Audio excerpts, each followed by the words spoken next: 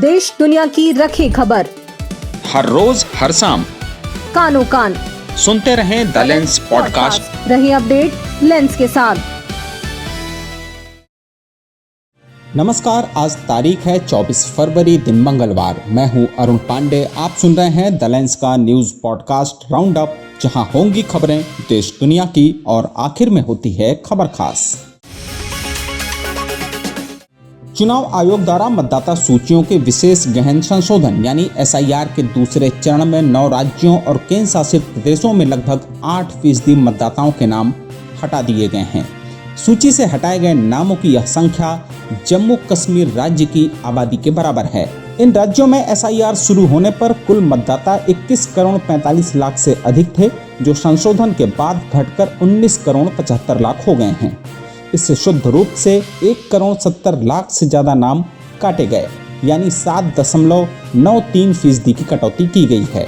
गुजरात में सबसे अधिक 13.40% मतदाताओं के नाम हटाए गए, जबकि केरल में सबसे कम 3.22% की कमी दर्ज हुई। केंद्र शासित प्रदेशों में अंडमान और निकोबार में 16.8%, लक्षद्वीप में सिर्फ 0.36% की कटौती हुई।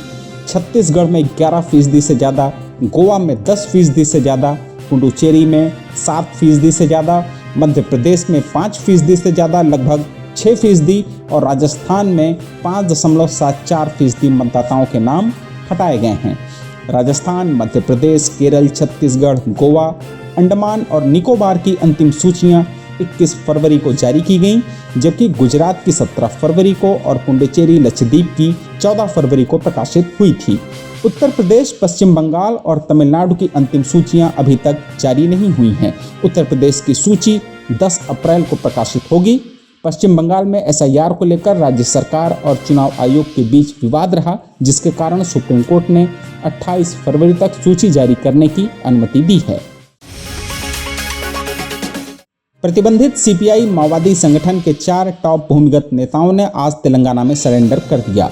इनमें पोलित ब्यूरो सदस्य टिप्पिरी तिरुपति उर्फ देवजी, सेंट्रल कमेटी सदस्य मल्ला राजी रेड्डी उर्फ संग्राम, तेलंगाना राज्य समिति के सचिव बड़े चोक्का राव उर्फ दामोदर और राज्य समिति सदस्य नुन्ने नरसिम्हा रेड्डी उर्फ गंगना शामिल हैं।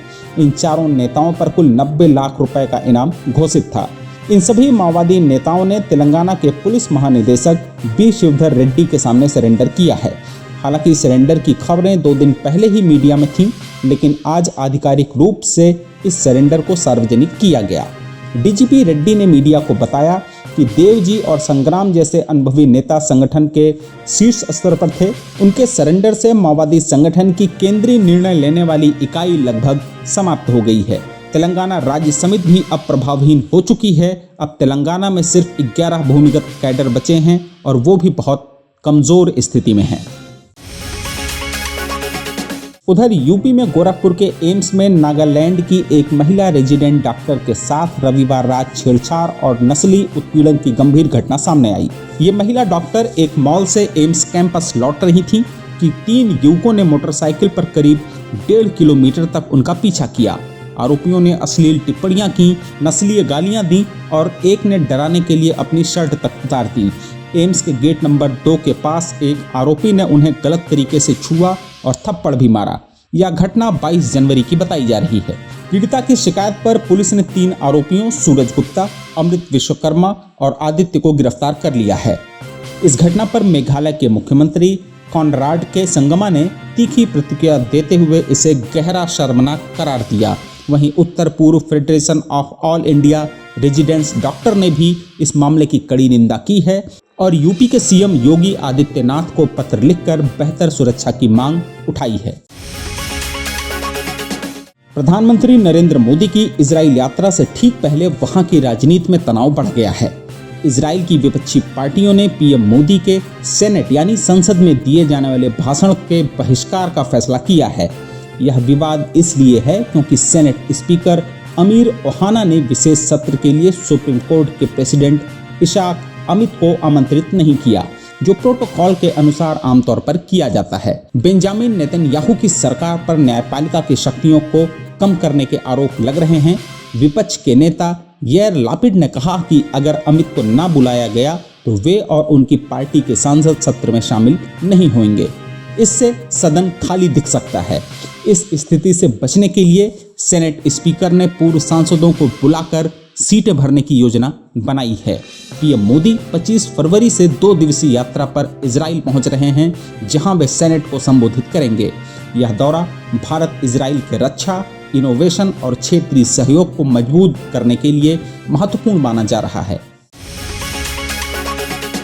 उधर झारखंड के चतरा जिले में एक दुखद हादसा हुआ है। रांची से दिल्ली जा रही एयर एम्बुलेंस सोमवार शाम को सिमरिया थाना क्षेत्र के घने जंगलों में दुर्घटनाग्रस्त हो गई। इस भीषण क्रैश में विमान में सवार सभी 7 लोगों की मौके पर ही मौत हो गई। इसमें गंभीर बर्न इंजरी से पीड़ित 41 वर्षीय मरीज संजय कुमार, उनके 2 परिजन, 2 पायलट, 1 डॉक्टर और 1 नर्स शामिल हैं। रेड बर्थ एविएशन का बीचक्राफ्ट C-90 विमान रांची से देवकमल हॉस्पिटल से शाम 7:11 पर दिल्ली के लिए उड़ा था। उड़ान भरने के महज 23 मिनट बाद ही संपर्क टूट गया और विमान जंगल में जा गिरा। खराब मौसम को हादसे का एक संभावित कारण बताया जा रहा है। और आखिर में जरा हटके में जानिए, कौन सा दूध होता है सही, गाय या भैंस का। राजस्थान के शिक्षा मंत्री मदन दिलावर ने कोटा में एक गौ संवर्धन कार्यक्रम में जो बयान दिया वो सोशल मीडिया पर आग की तरह फैल गया। उन्होंने दावा किया कि देसी गाय का दूध बच्चों को बुद्धिमान, ऊर्जावान और चंचल बनाता है, जबकि भैंस का दूध बच्चों को सुस्त, कमजोर और आलसी बना देता है। उन्होंने मजेदार उदाहरण भी दिया कि एक गाय के बछड़े को दूध पिलाओ तो वो फुर्तीला होकर माँ के पास दौड़ता है, लेकिन भैंस का बछड़ा सुस्त पड़ जाता है। तो बच्चों को तेज बनाने के लिए गाय का दूध, सुस्त बनाने के लिए भैंस का। लेकिन एक्सपर्ट कहते हैं ये बात साइंस से साबित ही नहीं होती। सोशल मीडिया पर शेयर एक वीडियो में हैदराबाद के समरक्षा अस्पताल की डॉक्टर सुधा बताती हैं कि 1 साल से छोटे बच्चों को न तो गाय का दूध और न ही भैंस का दूध देना चाहिए। जब बच्चा 1 साल या उससे अधिक उम्र का हो जाए तो आमतौर पर गाय का दूध देने की सलाह दी जाती है, क्योंकि इसे हल्का और जल्दी पचने वाला माना जाता है। लेकिन हाल के वैज्ञानिक रिसर्च और अध्ययनों से यह बात साबित नहीं हुई कि भैंस के दूध की बजाय गाय का दूध चुनने से बच्चों की बुद्धि या बौद्धिक विकास में कोई खास फायदा होता है। तो आज के लिए बस इतना ही। कल होगी फिर मुलाकात नई खबरों के साथ। खबरों को विस्तार से पढ़ने के लिए विजिट करिए हमारी वेबसाइट thelens.in। यूट्यूब के अलावा हमारे पेज को X, फेसबुक और इंस्टाग्राम पर भी फॉलो करें। शुक्रिया। देश दुनिया की रखी खबर हर रोज हर शाम कानो कान सुनते रहें द लेंस पॉडकास्ट। रहे अपडेट लेंस के साथ।